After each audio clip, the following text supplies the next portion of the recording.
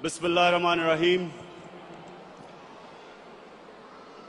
Ladies and gentlemen, first of all, I really want to thank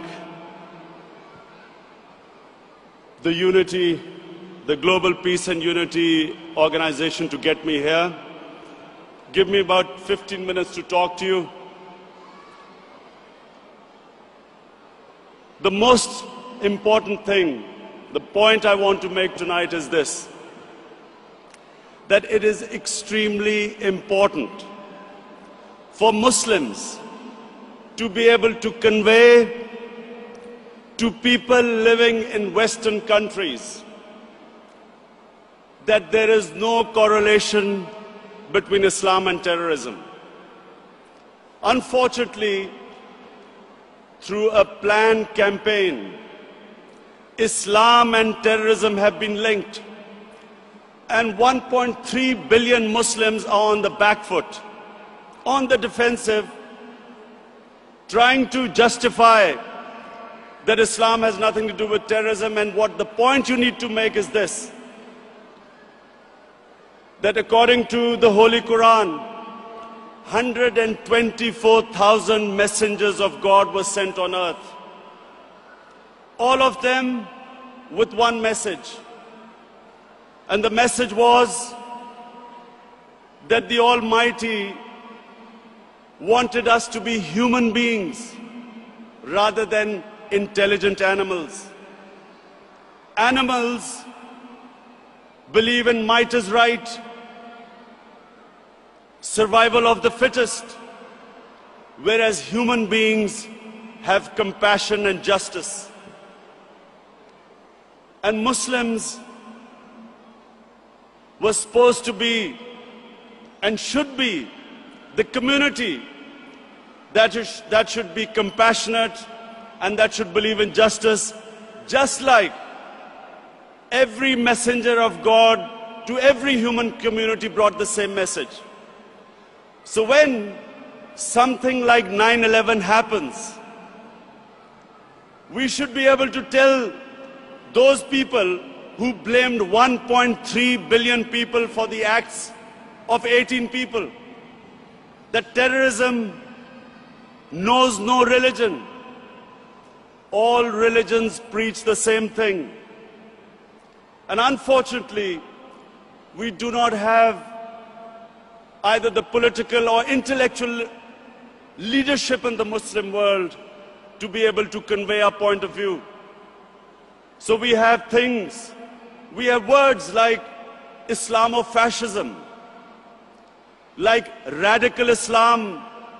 When Tony Blair and George Bush say that the enemy of Western civilization is radical Islam, how is the man in the street in the West supposed to differentiate between a moderate Muslim and a radical Muslim? And why is Islam the issue?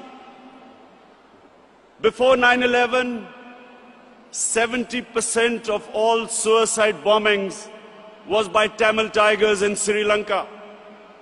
No one ever blamed Hinduism for what they were doing.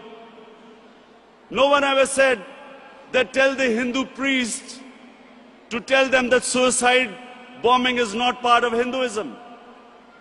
So why were we on the defensive? How is suicide bombing anything to do with any religion? And unfortunately, because we did not have the leadership, and because sadly in the Muslim world, there were people who played along the game, called themselves moderate Muslims.